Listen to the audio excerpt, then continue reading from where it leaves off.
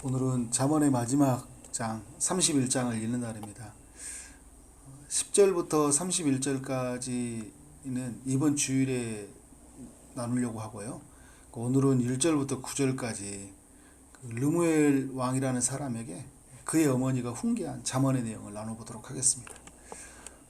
성경은 르무엘이라는 사람이 어느 나라 왕인지, 정확히 언제 살았는지, 또 그의 아버지가 누구인지는 알려주지 않아요.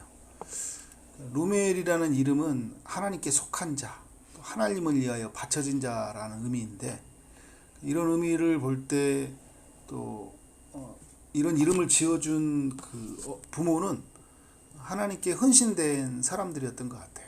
그런 믿음의 고백을 담아서 자녀의 이름을 지은 거죠. 또 그의 어머니가 이제 9절까지 고면하는 내용인데, 이런 내용을 볼 때 르무엘의 어머니는 하나님을 많이 경외했던 여인 같다. 31장은 이제 여인에 관한 이야기를 내주고 있죠. 10절 이하에 보면 현숙한 여인을 이야기해주고 있는데, 또 그 여인으로 다 보기는 어려워요. 그 10절 이후에 현숙한 여인은 잠언 전체의 내용을 보면 또 하나님 앞에 우리가 밑에 아래에서 마지막 말했던 하나님을 경외하는 자라는 것들을 말하고 있는데, 그러니까 아무튼 우리의 삶은 하나님을 많이 경외해야 된다라는 걸 이제 알려주려고 하는 거죠. 1장에서 또 말했던 이야기가 하나님을 경외하는 자에 대해 이야기를 하잖아요.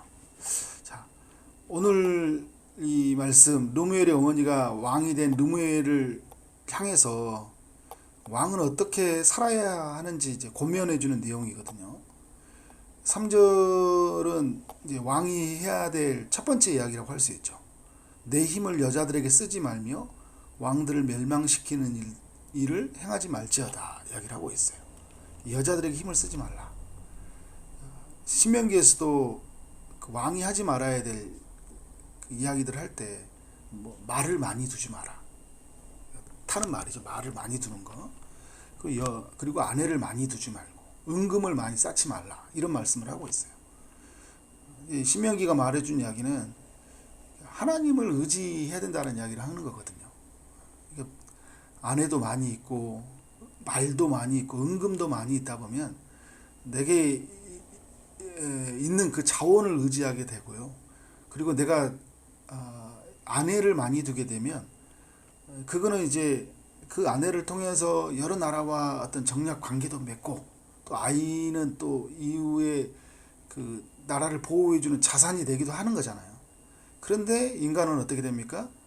그것을 의지하게 되어 있고, 또 아내를 많이 두게 될 때 그 육체의 정욕을 제어하지 못하니까 내가 어떻게 해요? 내 삶의 중요한 일의 본질에, 그 역할에 충실할 수가 없는 거예요. 그런 면에서 왕은 여자들에게 힘을 쓰지 않고 왕이 해야 될 일에 본분에 최선을 다해야 된다라는 거죠.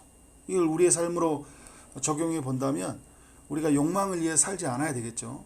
또 그 하나님이 정하신 배우자 이외에 또 우리에게 성적인 남용이 있어서도 안 된다라고 우리가 꼭 생각해야 되겠지만, 또 중요한 게 뭐냐면 내가 해야 될 일이 있죠. 그것에 방해가 되는 요소들이 있을 때는 그것을 어떻게 해요? 잘 정리해야 돼요. 제거해야 돼요. 우리가 엉뚱한 데다가 힘을 쓰고 살아갈 때가 있어요. 본질이 아닌 데다가 거기에 몰입하고 거기에 시간을 다 빼앗기고 살 수 있다라는 거예요. 3절 하반절에 이런 이야기 하잖아요. 왕들을 멸망시키는 일이다. 그러니까 왕들을 멸망시키는 일이다. 그러니까 왕의 가문들을요 되게 수치스럽게 하는 일들이고요. 그러니까 왕가를 어떻게 무너뜨릴 수 있는 일들. 대표적으로 보여주는 사람이 솔로몬이잖아요. 솔로몬의 그런 몰락이 어디에서 있었어요? 많은 여인을 두는 것, 또 은금을 많이 두는 것, 이런 부분이 몰락시켰다라는 거죠. 하나님을 의지하지 않는 것, 하나님께서 주시는 것을 가지고 내가 본질에 집중하지 못하게 하는 것, 엉뚱한 데다 힘을 쓰고 다니면 내 삶은 어떻게 해요? 몰락의 길로 간다. 그러니까 나는 이제 오늘 여기에 집중을 안 했어요. 그렇게 차일피일 미루고 살다 보면 나중에 정말 우리가 생각지도 못한 결과들 있죠. 좋지 못한 결과를 우리가 맞이하게 되는 거예요. 자, 4절과 5절은 또 두 번째 고면인데, 르무에라 포도주를 마시는 것이 왕들에게 마땅하지 아니하고 왕들에게 마땅하지 아니하며 두 번 반복하죠. 히브리에서 이 두 번 반복은 매우 강조하는 겁니다. 마땅하지 아니하다. 포도주를 마시는 것이. 포도주를 여러분 여인들을 취하는 것도 그렇고 포도주를 마시는 것들은 또 왕이 가지고 있는 어떤 면에서의 권력을 상징하기도 하는 거거든요. 왕이 가진 힘을. 그러니까 항상 그 왕궁에 보면 여인들, 술 이런 게 계속 이렇게 어우러져 있잖아요. 근데 하나님이 세운 왕들, 하나님 앞에서 온전하게 경건하게 살고자 하는 사람들에게는 여인들 그리고 술은 항상 피해야 될 대상인 거죠. 마땅하지 아니하며 마땅하지 아니한다. 독주를 찾는 것이 주권자들에게 마땅하지 아니한다. 힘들면 술을 의지하려고 하거든요. 그런데 인간은 의지해야 될 것이 뭐예요? 우리 하나님을 의지하고 또 고통 속에 있을 때 어려운 가운데 있을 때 찬송으로 우리가 힘을 얻고 살아가야 되는데 근데 우리가 다른 것을 의지해 버릴 때가 있어요. 교회 사역을 하더라도 가정을 일구어가도 일을 할 때면 이 잠시 힘든 것을 어떻게 독주로 해결하려고 하는 부분들이 있다라는 거예요. 그래서 이것이 마땅하지 아니한다고 하면서 5절에 말하는 건 뭡니까? 술을 마시다가 법을 잊어버리고 술을 마시면 어떻게 분별력 그리고 판단력 다 잃어버리게 되잖아요. 그러니까 무엇이 그 옳고 그른 것인지에 대한 분별력을 잃어버리죠. 가장 중요한 것이 무엇인지를 판단력을 잃어버려요. 그래서 여러분 술은 위험한 거예요. 술을 마시다가 법을 잊어버린다. 뭐였더라 막 이렇게 되는 거잖아요. 그리고 모든 공고한 자들의 송사를 굳게 할까 두려우니라. 힘들고 어려운 사람들이 있는데 재판을 받으러 왔는데요. 술을 먹다 보니까 분별력이 사라지는 거예요. 술에 취해가지고. 그래서 왕은 술을 마시는 것이 마땅하지 아니하다 이야기하고 있어요. 자, 그래서 여러분 그러면 이제 왕은 어떻게 살아가냐 할 때 8절의 중요한 이야기인데, 그러니까 6절의 이야기인데 6절의 이야기가 우리에게 또 중요한 이야기를 주고 있는데 7절까지 말씀이죠. 그러면 독주는 죽게 된 자에게, 포도주는 마음에 근심하는 자에게 줄지어다 이야기. 네가 마시지 말고 죽게 된 자. 이게 그게 무슨 말입니까? 고통이 너무 크니까 지금 우리도 이렇게 병원에 보면 막 아주 극한 환자에게는 모피온 주사를 놓고 막 하잖아요, 그죠? 그런 거는 그런 환우들을 위해서 주라고 이야기하고 있어요. 그리고 또 이야기해요. 마음에 근심하는 자. 그러면 아까는 마음에 근심이 있다고 술을 찾지 말라고 했는데 왜 마음에 근심 있는 자에게 주라고 이야기하고 있어요? 그러니까 왕이 판단력을 분별력을 잃어버리게 하기 위해서 마시면 잃어버리니까 마시면 안 된다라는 거예요. 그리고 우리의 근심을 달래주는 수단으로 술을 선택하면 안 되는 거예요. 그런데 너무 아픈 사람들에게는 어떻게 하는 거예요? 술이 잠시 고통을 잊어줄 수 있다는 거예요. 근데 이 말씀을 오해해가지고 그래 근심 있으면 한 잔씩 마셔도 되겠네 이렇게 말하려고 잠언이 주는 게 아니라니까요.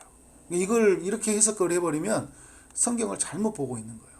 그러니까 여러분 에베소서 5장 18절 늘 사람들이 적용하는 이야기. 목사님 술 취하지 말라고 했지. 술 마시지 말라는 이야기 아니지 않습니까? 이런 이야기 하잖아요. 그 여러분 그거를 그러면 술 취하지 말라고 했기 때문에 적당히 마시라는 이야기가 아니잖아요. 술을 의지하고 하면 그 술은 우리를 지배하기 때문에 술은 늘 우리가 조심해야 할 대상이에요. 그럼 먹으면 지옥 가냐 이런 이야기는 또 아니에요, 여러분. 먹으면 아주 난리가 나면 큰일 납니다. 또 이런 이야기도 아니에요. 근데 술은 매우 위험해요. 우리가 술을 어떻게 조절할 수 있나요? 인간이 먹어본 사람은 알잖아요, 그죠? 조절하기 힘들어요. 그러니까 어떻게 해요? 아예 왕에게 말하잖아요. 우리는 여러분 왕 같은 제사장으로 부름받은 사람들이잖아요. 가까이 하지 말라는 거죠. 이것이 우리의 근심을 해결하는 수단이야. 그런데 이 사도 바울이 누구예요? 디모데에게 포도주를 약간 쓰게 하는 것도 뭐냐면 몸을 지키기 위해서 약간의 치유의 수단이 될 수는 있는 거지 이것이 우리의 삶의 위로의 수단이 되어서는 안 된다라는 걸 또 기억해야 돼요. 성경 전체와 같이 함께 연결해보고 정리가 필요한 거예요. 자, 마시고 자기의 빈궁한 것을 잊어버리겠고 이게 너무 가난하고 힘든 삶에 대해서 그것을 잠시 잊어버린다는 거죠. 다시 자기의 고통을 기억하지 아니하리라. 그러니까 독주는 어떤 거예요? 다시 좀 기억하지 않은 그런 수단으로 사용되어지는 거지. 그러니까 어떤 정신적인 치료, 또 건강의 치료를 위해서 약간이 사용되는 거지, 이것이 어떻게 우리에게 이루어질 수 있는, 날마다 나를 같이 함께하는, 가까이 해야 될 것은 아니다라는 걸 이야기해주고 있죠. 자, 8절은요, 또 왕이 해야 될 일을 이야기해주고 있어요. 조금 더 가까이 정리하는 건데, 너는 말 못하는 자와 모든 고독한 자의 송사를 위하여 입을 열지니라 이야기를 하잖아요. 9절도 이야기하는 것들이 뭐냐면, 이제 너는 입을 열어 공의로 재판하여 공고한 자와 궁핍한 자를 신원할지니라. 오늘 말씀을 이렇게 전체로 정리해 보면 이런 거예요. 왕은 자기 자신을 위해서, 나를 위해서 술을 먹고, 그리고 나의 어떤 육체의 정욕을 해결하기 위해서 여인을 두고, 그리고 거기에 몰입하고 가는 그것을 하지 말라고 이야기하면서, 그러면 왕은 뭐 해야 되냐면 백성들을 돌보는 삶으로 부름받은 사람이잖아요. 여러분, 우리가 왕 같은 제사장으로 라고 이름을 우리에게 주신 건 뭐냐면, 나 혼자 이야기했을 때 하나님의 자녀, 그죠? 하나님의 나라를 이끄는 제자라고 할 수 있지만, 하나님 나라를 전체를 돌보기 위해서는 우리는 어떤 역할로 감당하는 거예요? 왕 같은 제사장들이잖아요. 그러면 어떻게 살아야 되냐면, 말 못하는 자들, 말할 수 없는 자들이잖아요. 이게 지금 신체적으로 말 못하는 자들이 아니라 자기를 변호할 힘이 없는 사람들을 말하는 거예요. 억울한 사람들을 말하는 거예요. 그런 사람들에게 입이 되어주라는 거예요. 네가 송사를 위하여 어떻게 입을 열자다. 이들을 위하여서 왕이 목소리를 내어주는 거예요. 그런 정책을 마련하는 거예요. 그렇게 나라를 이끌어가는 거예요. 그래서 힘없는 사람들, 약한 사람들이 살 수 있는 세상들, 어려운 사람들이 힘을 내서 살 수 있도록 내가 그 역할을 감당하는 거예요. 근데 술 마시고 뭐 이렇게 살면 어떻게? 그건 나를 위한 삶이에요. 그죠? 여인들을 취하는 거, 나를 위한 삶이지만, 어떻게 오늘 말하는 것에는 리더는, 하나님의 사람들은 어떻게 다른 사람을 돌볼 수 있어야 한다는 걸 이야기해주고 있죠. 특별히 약자들의 편에 서서. 9절에도 너는 입을 잃어, 그죠? 입을 계속 이야기하고 있죠. 공의로 재판해라. 공고한 자와 궁핍한 자를 신원해 주어라 이야기하고 있어요. 이게 공의를 잃어버리면 어떻게 돼요? 왕이 도움이 되는 사람들 편에 서게 되죠. 그리고 뇌물을 주는 사람들, 불의하게 청탁하는 사람들 편에 서서 판결하려고 해요. 왕의 권력을 유지하기 위해서 그 사람들 말에 편에 들어주는 거예요. 객관성을 잃어버리고 판단력을 잃어버리는 거죠. 이런 왕이 돼야 된다. 그러니까 자신의 욕망을 위해 살지 않고, 술에 취해서 판단력을 잃어버려서 안 되고, 고통당하는 사람들 예면하지 않고, 약자들의 편에 서서 공의롭게 판단하는 자가 돼야 된다. 여러분, 이 땅에 오신 예수님이 이와 같은 모습으로 사셨잖아요. 진정한 왕이 누구냐 할 때, 그 왕은 어떻게 살아야 하냐 할 때 예수님이 이러한 모습을 보여주셨어요. 예수님의 모습을 보면 어떻게? 자신의 욕망을 위해 살지 않는다는 것을 우리 마태복음 4장에서 시험 받을 때 예수님이 보여주시고, 또 공생의 마지막 순간까지 어떻게 해요? 이와 같은 모습을 보여주셨잖아요. 예수님은 이 술에 취해 있지 않았어요. 늘 어떻게 해요? 말씀에 충만해져 있었고요. 그리고 성령에 충만해져 있었어요. 그리고 사랑으로 충만해져 있는 거예요. 왕은 뭐냐? 하나님의 시대의 사람들은 어떻게 살아야 되냐? 뭘로 충만해야 될까요? 여인으로 충만해지고, 술로 충만해지고, 내 생각으로, 내 방법으로, 그죠? 충만해진 게 아니라 하나님의 말씀으로, 성령으로, 하나님의 주신 그 사랑으로 충만해져서 내게 있는 사람들을 섬기고 사랑하고 돌보고 사는 거예요. 다른 것으로 우리가 충만해지면, 인간이 이런 거 있잖아요.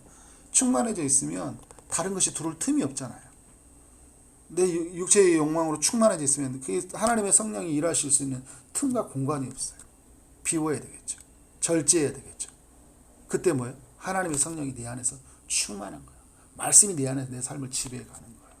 은금으로 여러분 다른 것으로 막 붙잡고 살아 있으면 하나님이 일하실 수 있는 틈이 없는 거예요. 오늘 이 르무엘 왕에게 그 어머니가 단단히 당부하고 있는 거예요. 예수님은 우리를, 여러분, 이 땅에 제가 아까도 말했지만 제사장, 왕 같은 제사장으로 우리를 삼으셨어요. 왕 노릇한다고 이야기하잖아요. 요한계시록에서 우리가 이 땅에 사는 동안 하나님 나라의 제자로 부름받은 우리가, 그럼 우리는 어떻게 살아가야 돼요? 오늘 르무엘 왕이 권면했던 이야기를 우리의 삶의 중요한 말씀으로 여기고 그렇게 믿음으로 살아야 된다. 그렇게 사는 우리 모두가 되어지기를 주님 이름으로 축원합니다. 아멘.